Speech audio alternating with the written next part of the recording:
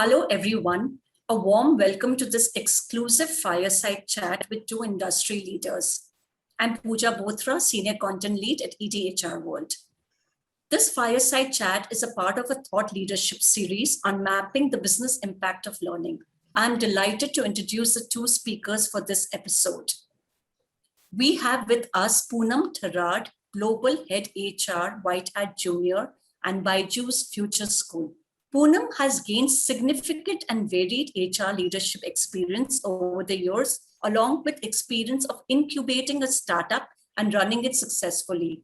She's passionate about developing empowered and capable teams and believes in building strong relationships with various stakeholders. And we have with us Dallas Krishnan, MD Enterprise Coursera. Dallas believes in enabling enterprises and universities to learn without limits through the Coursera platform. In his view, the power of lifelong learning and upskilling is critical to digital transformation of companies. Dallas is an experienced P&L business owner in all things cloud and digital. Welcome to this fireside chat, Dallas and Poonam. So delighted to have you here. EdTech specifically has made the education process more engaging and therefore more effective and efficient. Moving from early stages of development, the recent crisis has fueled its growth, turning it from a sunrise sector to a mature sector. It would be interesting to know from Poonam how they were able to meet skill requirements amidst the steady growth. So my question to you, Poonam, is, we all strive to develop a winning strategy. It is easier said than done. One aspect of your business that has changed drastically after the pandemic and required you to change your practice and policy for learning and development. One cause and effect example. Okay. Thank you so much, Pooja, and thanks for your warm welcome and my detailed introduction here. You asked three questions as to what changed in our company post-pandemic. So I would say the things that got changed here was the growth. We saw unprecedented growth during this pandemic. Just to give you some numbers that when the lockdown began, when the pandemic struck us in March 2020, we were about 350 people organization. And by, I would say June end, we were about 3,000 people organization, and by December we hit 10,000 a kind of head count. So that was the biggest change that we saw. Prior to that, and we were very young at that point. We are still young. We're not even 3 years old company still. So in the second year, if company has seen that kind of growth, that was the biggest change. And I would not shy away in confessing that we were not ready for that kind of growth. And how did we manage, or what change we brought in or what things we tweaked to adjust ourselves or to accommodate that change was the learning and training. I think we figured out very quickly that the training was way to go. Especially the people who were joining new. How do we assimilate them in our culture? How do we train them on our system, policies, products? How do we sell? We very quickly created a really curated world-class content. We figured out a way to train people online, assess them, created various ways to assess their learning and effectiveness of learning. And, and we also kind of brought the learning to the floor. So there was two ways of doing it. One, we kind of did a very detailed classroom training for everybody who joined the company, for their roles, and not because we were setting up the processes. The processes were even not there. 300 to 10,000 is like a huge change and growth. So a lot of things we were kind of building while we were running. So a lot of training was happening. We had trainers on the floor who would handhold people, who will see them performing. They will continue to monitor the performance, and they will kind of help them, mentor them on the floor. So we did all of that. Now, if you ask me the cause and effect relationship, so I would say the growth itself. So we continue to grow month on month. So that was I would say, result of this rigorous input or the training that we did for people, because success comes from people, and people have to be skilled or trained to perform their jobs. Very interesting, Poonam. And Dallas, like EdTech, there are also other industries, that are seeing a huge growth. And we have Poonam from EdTech, So what is Coursera's proposition for these kind of companies which are seeing phenomenal growth? How are you developing resources and programs to keep pace with the learning requirements from these industries? So maybe first and foremost, thank you, Poonam. I guess I've got a perfect framework from Poonam to answer this question. So the way I would put across is, the first problem that we typically talk about is about what skills to train people on, right? So which essentially one is of course what you see in the context. Oh, here is my gap, and I need to cover that gap, and here is my demand, and I need to fill that, right? So that is one part of it. There is also the future looking part, right? As learning leaders and as business leaders, you're also constantly looking over that immediate horizon one, and you're looking at horizon two, which is outside of the bend, which is at a bend outside of the straight line. You say, where else would we need to take my people, right?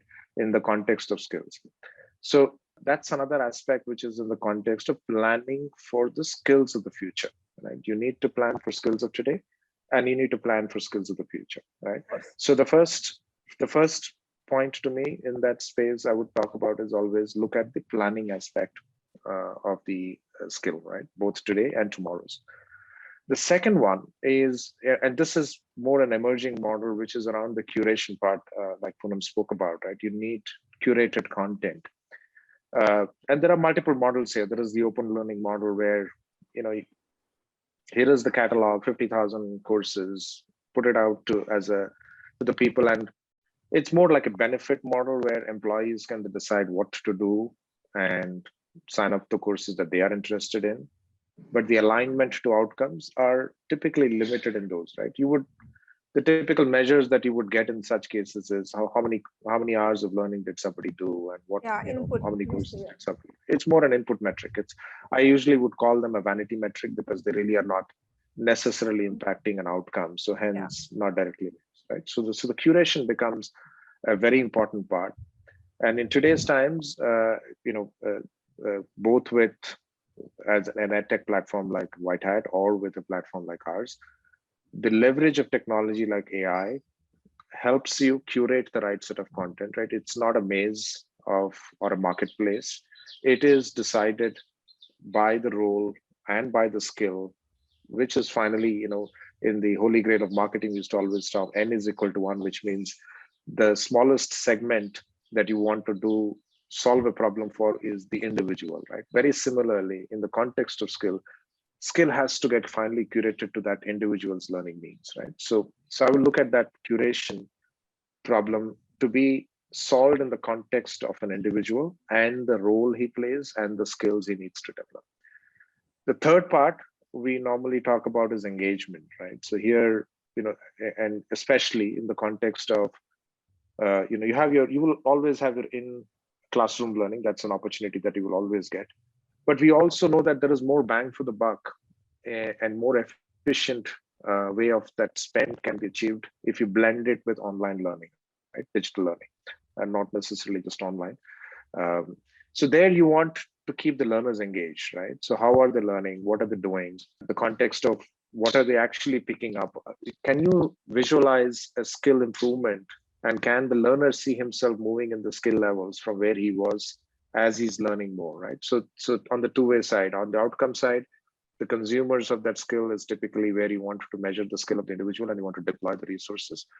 So you want to know how is the skill map moving. And second, from the learner himself, if he should be able to see, oh, here is where my organization skill level is. Here is where I am. My aspirations are here. What is it that input metrics that I need to do if I need to be more productive, right? And that goes to the fourth part, which so beautifully Poonam talked about, measuring, right? Finally, if you don't have the right measures, you will never be able to deliver, right? So that's the framework: 4 things: plan, curate, engage, measure. And we normally, around which the learning framework that we talk about is move from companies that are there today on an open learning, which is all about driving content, and move to a skills first learning, where as an organization, you look at what skills do you want, which are the skill areas that your benchmark deals and say where you need gap. Then you identify the roles, attach skills to that roles, and then you make the individual move on that skill map around what that role requires, right? So that probably will be the most impactful one. Thank you, Dallas. So Poonam, EdTech has the power to transform India, paving the roadmap for a level playing field for education across the country, with online platforms delivering the same content to far-flung corners of the country, and plugging the socio-economic gap. So with this responsibility also comes the responsibility of having competent, skilled teachers who can do justice to the education. One is that. Second is also because EdTech is an emerging sector, there is going to be a lot of competition for you. So how are you, keeping your talent agile, adaptive, ahead of the curve? Yeah, it's a good problem. Actually, it's a good question. Pooja, we are still trying to solve. As I mentioned, that we are quite young. We are not even 3 years old yet. We'll be 3 years old in September. So we're still trying to solve. And with this, at this young age, we were growing so fast. So of course, we needed a lot of leaders, a lot of senior folks.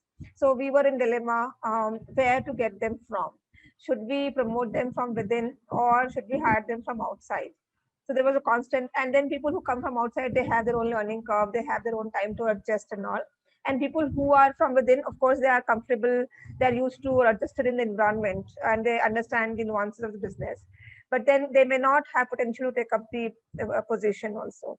And or we didn't even know that whether they can take it up or whether they'll be successful in the new role or the higher role or not. So we were in that space wherein we were kind of in double mind, or we were struggling basically. So we took a gamble. For many of the positions, we prefer to promote people from within. That has been our constant strategy. Wherever, because there was no dearth of positions at higher levels, given the growth that we had. In fact, we were always had the problem of plenty, right? More than required slots. More slots than we had people internally to kind of take up those slots. So we always preferred, even today, we prefer to promote people from within. That is one. And then we invest in them so that they can be successful. We have very strong support system. Support system, and not in terms of giving them too much of time to settle down and all, but yes, support system in terms of helping them to unbottle the issues, to unblock the paths that they are kind of traversing on. So it's not that it's my area. If I'm an HR, it's my area, I have to solve. If I'm not able to solve, I will be judged on that. But there will be people who will be coming and helping me to solve my problems if I'm struggling. They will not wait, they will not sit on the fence to see how I'm struggling and stuff like that. So that support system helps any new incumbent or any incumbent in a new role to settle down quickly, or I would not say very easily because of the given fast pace that we have, but more often than not, people have settled down and they have been successful in the new role. And we strongly believe in the 70-20-10 kind of model of learning. People learn when 70% of the learning happens on the job while they work, while they do, because we kind of put them in the situation where they figure out solutions with people with the help of others. They brainstorm, they discuss, they deep dive, and they find the solution, they learn, they move on. And they can't do it without the help and support of the team. Right. So that is one recipe that worked well for us. And then, of course, wherever we did not have people internally, we kind of went ahead and got them from outside.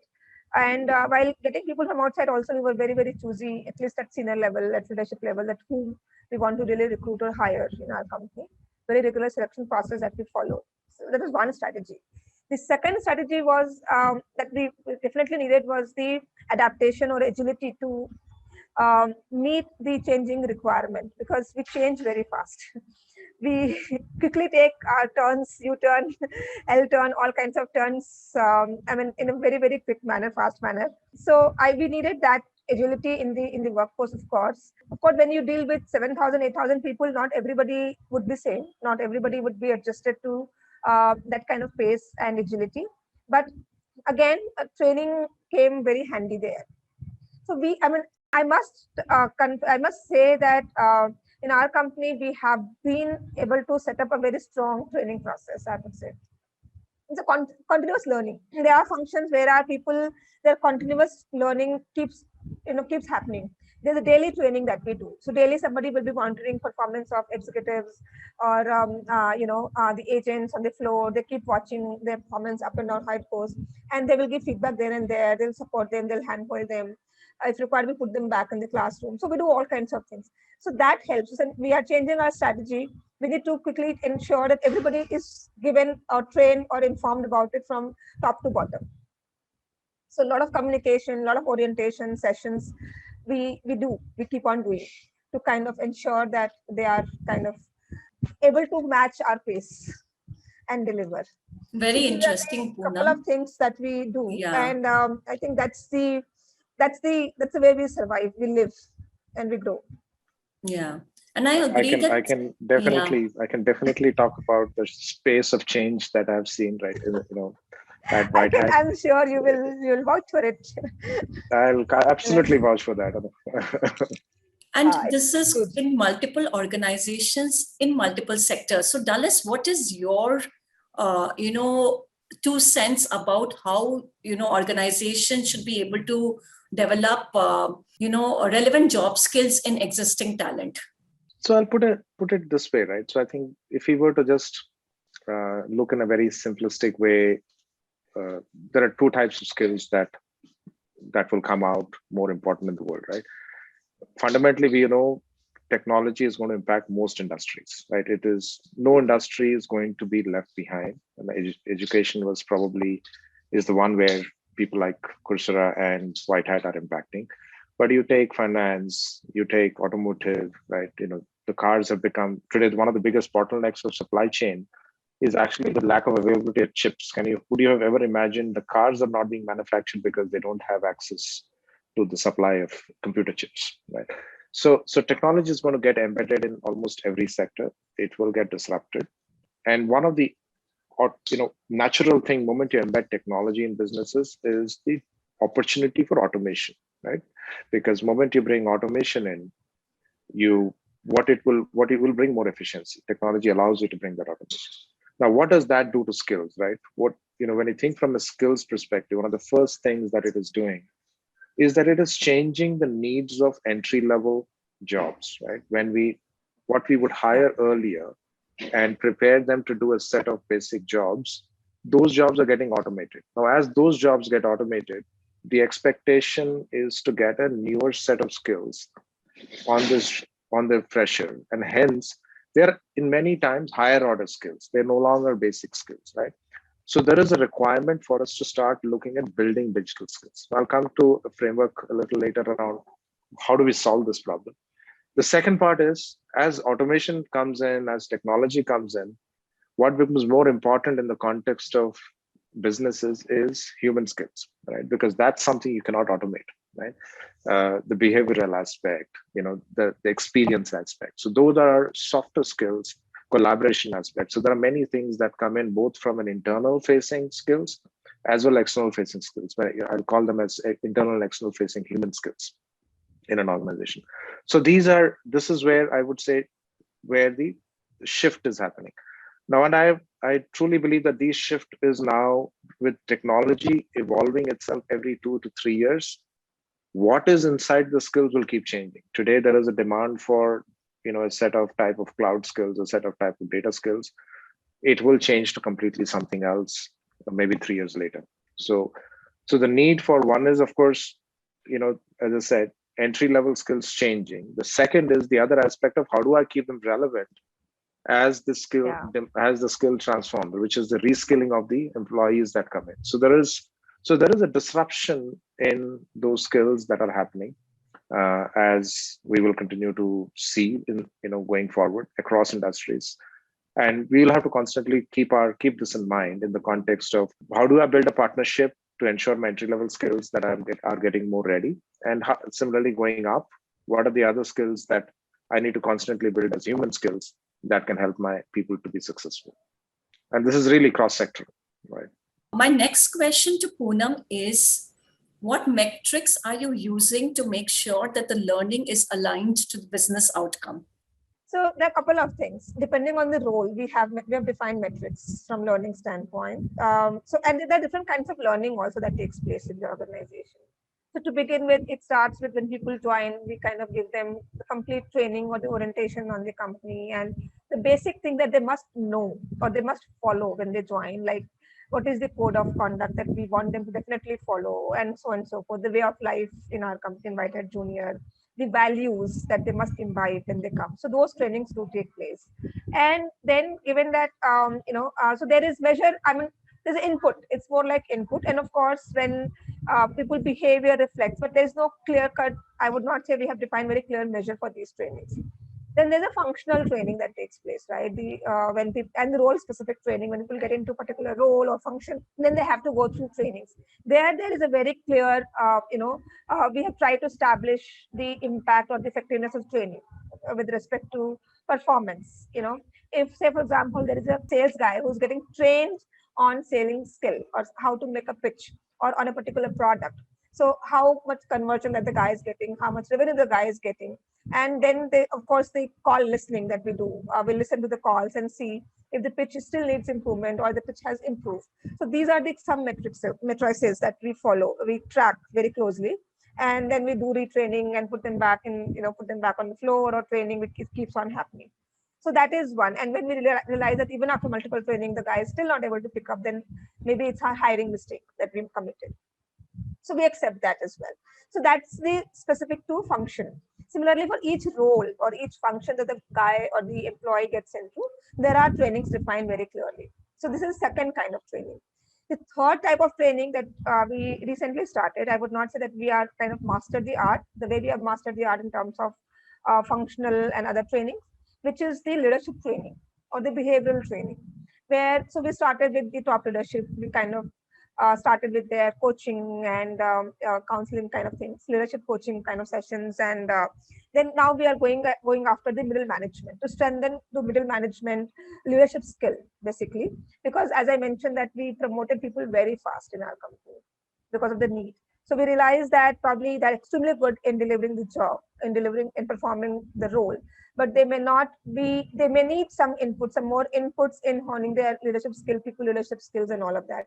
So that we just began to kind of making investment, and we didn't do carpet bombing. So whatever that we define, we're extremely good in kind of ensuring that we have very strong ops around how to cover everybody, how to ensure that people are going getting covered, how everybody is completing the sessions that are defined for them or designed for them, how the assessments are done, how effective the assessments are, how they're linking them to outcomes. So, and we're very good in measuring every performance, every outcome. I think that's also becomes more important in work from home situation, right? So probably we also learned that since you're working from home, you don't see the guy, you don't see people, so you have to define all the measures. So we kind of learn that process very well, I would say. So we are in the process of defining that how do we measure that my middle management leadership training or people leadership training is effective for them. So in terms of how, what is the NPS in their teams? That is one. If because people are pushed, I mean, generally we are high performing, we have very high performing environment. So not everybody would like that, right? Because people may not be very comfortable in getting pushed to perform, keep performing and be always on their toes. Of course, we have high reward policy as well, but then it comes with a high pace, very, very fast pace. So sometimes people feel burned out, sometimes people feel that they're getting exhausted. So how they're engaging with the workforce, with the team members, how they're kind of managing the entire fatigue that sets in and not keep pushing them all the time, how they're balancing sides, the human side and the performance requirement or the business requirement. So those trainings are being imparted, and how, I mean, the NPS is one, then the the grievances that people come up with or the leaves that people take, that's also a manifestation of how people engaged, right? The amount of leave that people take. So all of that we are defining as a measure for them. And of course, attrition is ultimate thing. If people are still not able to cope up, they will attrite, right? Yes. There is somebody who will take them from you. So attrition is another measure that we have defined. So multiple things, that's upward feedback that we call, So I may give feedback to my manager, my team member can give feedback. So that's upward feedback that we have defined, the attrition, the NPS of my team. So these are these few measures that we have defined to measure the efficacy of that input, that middle management input. So Thank you, that's how Poonam, we for decided. sharing all these metrics with us. And my last question to Dallas is, what kind of partnerships are you creating with the industry to develop talent to pick up present day skills and stay prepared for future workplaces?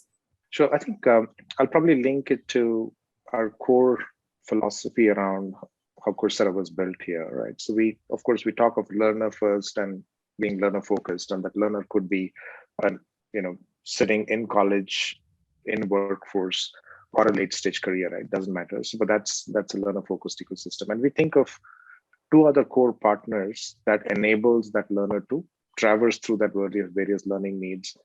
One is, of course, who creates the content. And for us, that's a very important element, that the quality of the content and where the content comes from actually impacts the learner's ability as well as the learner's choice to continue with his learning, right? The motivation to stay. So towards that, one of the core partnerships that we drive is around the universities, and we focus on working with top 200 institutions in the world in creating the content, right? Now, that ecosystem is important in the sense that not only do we, it's not just, let's say I'm in a SME in SaaS, and it's okay, Dallas comes and delivers a masterclass in SaaS, and people can, of course, learn and go. Of course, there is a learning in that process. But I'm just going back to that learner concept. At the end of that learning, which is delivered by, let's say, a top university and a top professor, and then he gets a accredited certificate that allows for completion of that course. And it is also has the ability to link it back to his, if at some point in time, if he has the motivation to convert that into a degree or a certificate program with the university that they're offering, and they get a credit for the courses that they've delivered, in that sense, it enables a lifelong learning mindset in that learner. And second, he's motivated by the fact that he gets a very accredited certification from a very top university, right? So that's a very important ecosystem that we look at. The second important ecosystem that we look at is in the context of institutions, right? Now, there are two types. One is, so this is more academic in nature, more foundational, more conceptual, and that's an important element that universities bring. But the other element that you also need in the context of learner is industry partnerships, right? So this comes with two aspects. You would want the top technology companies or the top providers of solutions to businesses to create their content, and that content to be available on the platform. So think of something as simple as a Salesforce content in CRM and Amazon, or a Microsoft content in cloud, right? So it's or a digital marketing content coming from Facebook, right? So we constantly work with industry so that we get industry built certifications and industry built content that the industry builds it. Now it has, this ecosystem has a very strong ability to, what we're trying to do is that by bringing this industry, what industry needs is skills, and they're bringing that content, and the university bringing this conceptual skills.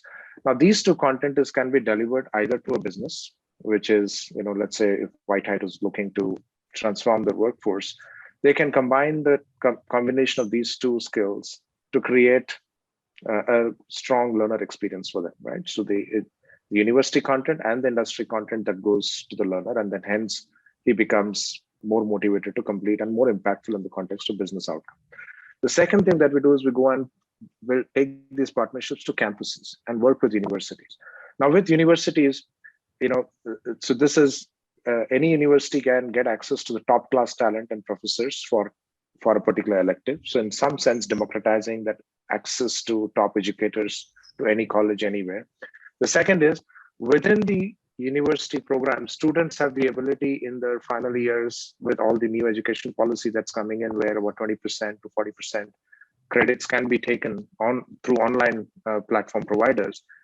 You can then push your professional certification that are coming from industry that makes that student job ready, right? To that first point that I spoke about, how is it that this, with automation coming in, how do I create more jobs, job ready people? This becomes a great partnership that allows for campuses to take industry certifications and build people who become ready for hiring and for the higher level skill that is required, right? So these are two two great institutions that we work with. The third one that we work with is, of course, the government, right? When it's a problem across in a different dimension, different economies, right? An economy like Australia or Japan, where there is an aging workforce, there is a constant need for them to reskill the workforce because they don't have as many engineers or as many new workmen joining the workforce as we have in India. In India, we don't have a shortage of talent or BTechs, right? So we'll always find a huge pool. What we always have a challenge is employability and job readiness, right? Whereas in those countries, they have a completely different problem where they have a workforce redevelopment, reskilling program that the governments need to run. So we work very closely with government around reskilling the workforce in the major economy. And then in countries like India, we work with governments in going and creating job-ready people, right? So that people are employed in various segments and various sectors. So that's the various types of partnership that we do and bring that ecosystem together to impact the learner experience and finally outcomes that we discussed. Thank you for sharing this wonderful insights on how to get the workforce to be job ready. Thank you, Dulles. Thank you, Poonam, for joining in this fireside chat. Thank you.